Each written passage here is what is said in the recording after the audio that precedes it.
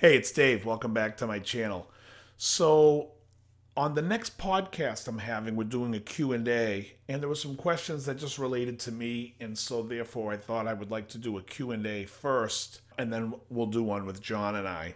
These are just questions that people asked me in the past, either in comments or privately. So I thought I would answer them. Let's not waste any time. Let's go right to it. Question one is, have I played on anything that you might have heard?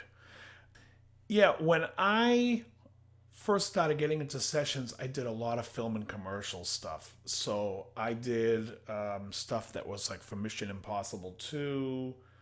I remember doing Olive Garden commercials. There was a whole ad campaign for TNT and TBS for the NBA. And I did the guitar, and we even sang on that one. The producer Lee and I. We did a bunch for that. There was a bunch of other movies and stuff. He basically was did a lot of stuff, and I played on it, and then later I started getting more into doing my own band stuff. But I still went and did sessions. I just never really kept tabs. Oh, I did a bunch of Microsoft ads. I played on a record by this band called Aquabox, which was really just the brainchild of Lee Carreri, which was a great project. I played guitar and wrote on some of it. All over the place, I've played on stuff. At some point, I stopped like trying to remember, because you just go in and you do the same thing, and it's really, when you're doing like a lot of session stuff and you don't have a name for yourself and you're just going in as just a guy that can play. You're going in, basically they want you to do what they want you to do, and it's not very rewarding in that sense of like you get to be you and do things. You're basically playing what they want you to play and what's for the ad or for the scene. And so you got to go in with some type of mental blinders on to not take anything personally and just be like, all right, he knows what he wants, and I'm going to go in and fulfill that. And that's your job as the session guy. If I had a name and someone they see me and they're like, oh, I love that you do this. Can you come in and just wail on this? Well, then you're kind of having fun. And that's not 99% of what you do. I mean, when you're Steve Lukather and you're Tim Pierce, yeah, then you get to that level and do that. But I never really, it was much more commercial stuff. And, like when I say commercial stuff, I mean film and television. And we did a bunch of stuff for TV as well. But yeah, but nothing that we can go look at records other than that Aquabox. And I don't know if Erin Ann's album's ever going to come out. I mean, we talked about releasing it for like next year or something like that. We wanted to do a remix. When I get back to LA, we're going to remix it and then put it out. So that'll be interesting. Next question. Which musician did you play with where you were like, what the fuck?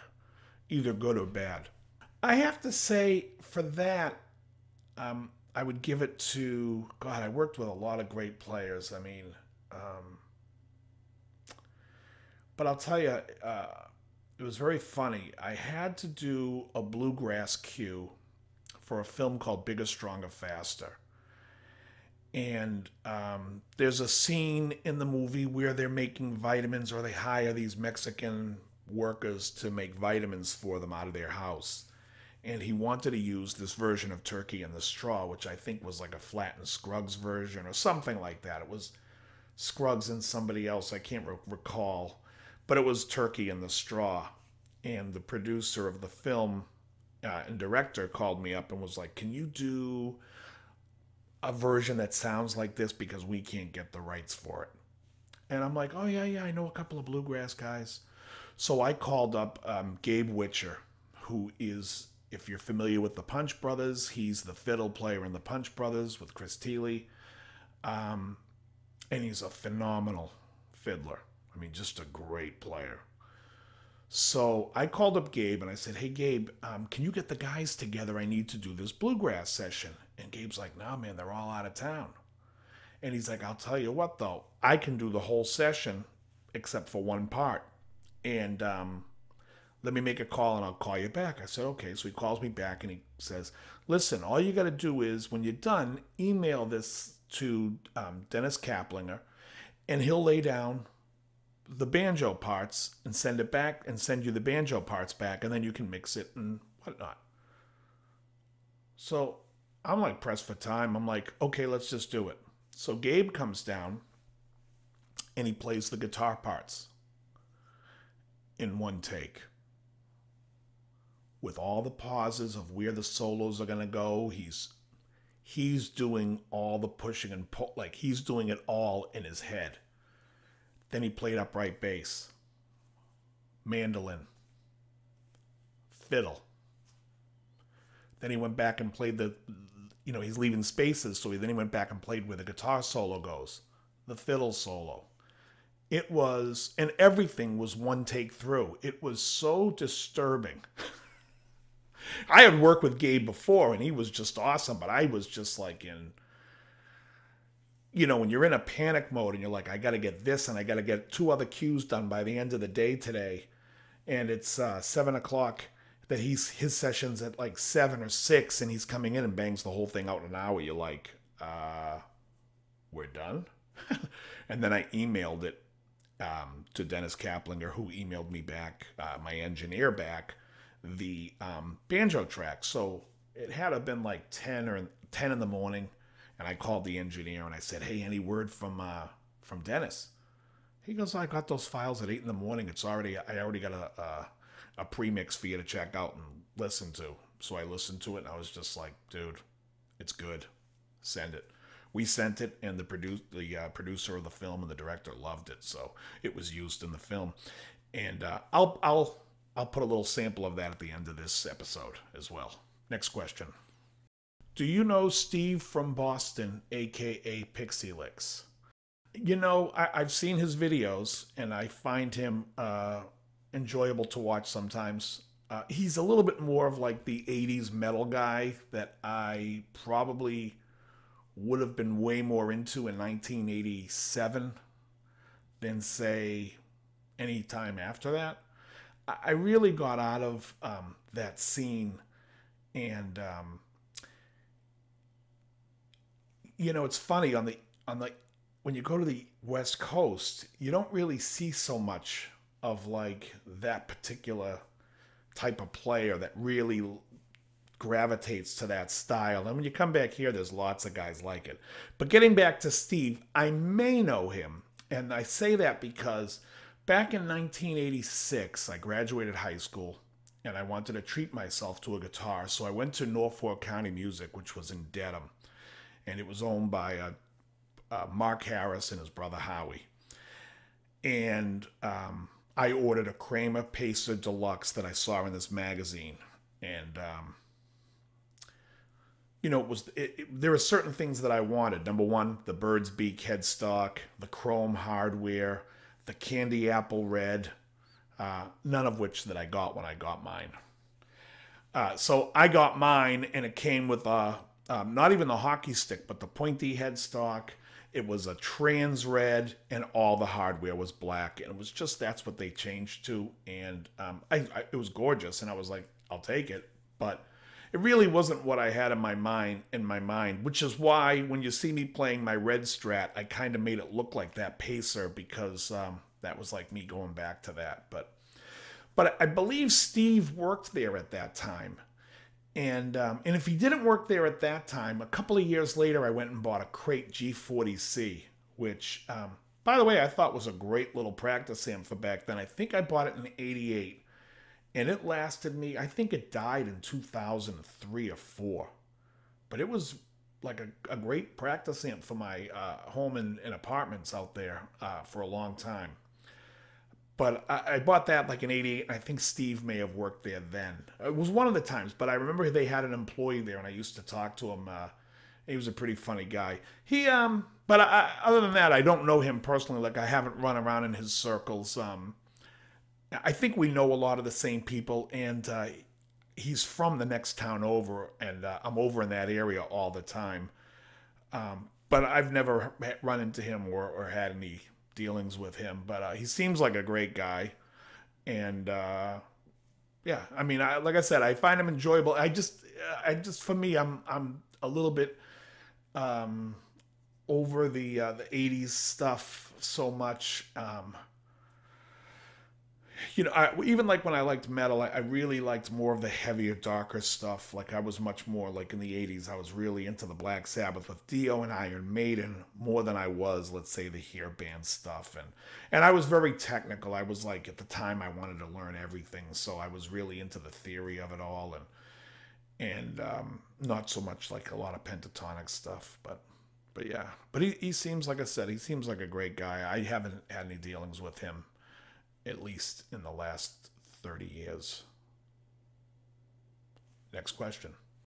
What do you think of musicians getting high or drinking on the job? I don't like it. There's nothing I can do about it, though, because I don't want to be that guy that's like, you can't do that, but it bothers me. And it bothers me because you're getting paid to work. And it's like, to me, I look at that as a job.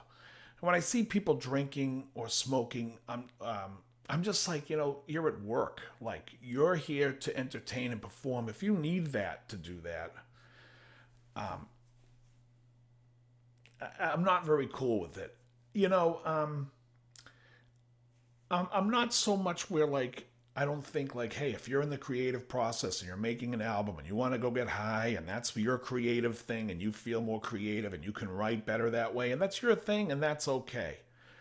But when you're playing and you go out and you got to go do gigs, I think it's like, I don't know, it doesn't really reflect well. And I just think that I'm much more about the music. I used to play in a band, and we would have guys come in, and it still happens to this day. People drink during even rehearsal, and it's just like, and again, I don't care if you can remember it, but no one can remember shit what I remember, besides Pete. I will say, Pete Linebeck was a bass player for me, and I even believe he used to have a couple of beers here and there, but he would call me out on remembering stuff that I didn't, and good on him. And so when he would drink, I could care less because he'd have one or two beers, and he always was just on top of his game. Other people, not so much. It's like, I'll go do a gig and we'll play stuff, and they're like, yeah, I don't remember that. And it's just like, and I don't mind if somebody doesn't remember, but I do mind if they don't remember because they were being impaired while they were learning it, or they're impaired at the moment that it's time to play it back. Again, I don't really drink. I really even don't even empathize with people that say like, oh, it's a disease. Oh yeah, it's a disease. Yeah, let me tell you something. Someone that goes to the doctor, finds out they have colon cancer, that's a disease. They have to do something about it. They have to get on medication. It takes their life. Not being able to put down a drink, you've got some emotional problems. You've got some growing up to do, in my opinion. That's how I feel about it. When you quit when you want to quit. I think AA has a 5% success rate. Oh yeah, that's great. Yeah, that works. The only way it works is if somebody wants to quit and they decide they're going to put on their big boy pants. Just my opinion, folks. Anyways, I don't really dig it when people drink on the job. I don't like it when they're high on the job. I don't like it when they do it even during rehearsals. But again, I don't really say anything. It's not my place. I mean, if somebody's a problem where the drinking becomes an issue and it's really getting in the way of performing and getting in the way of the band, I'd get rid of them. And I've done that before, and I don't have a problem with that. It becomes a problem. But if it's to the point where it's just casual and they're fine, then I'm fine. It's only when I notice that I have to have a conversation about it. But, everybody has their opinions on it. Anyways, I hope that answers some questions for you. I had 2 gigs yesterday. We played a regular gig, and then we went out and we played a house party. Crazy busy, 2 3-hour gigs. So as you can imagine, I'm exhausted, and I have to leave in 2 hours to go to another Christmas party that I'm performing at tonight. So I hope these answer some of the questions you were curious about, and as always, very good.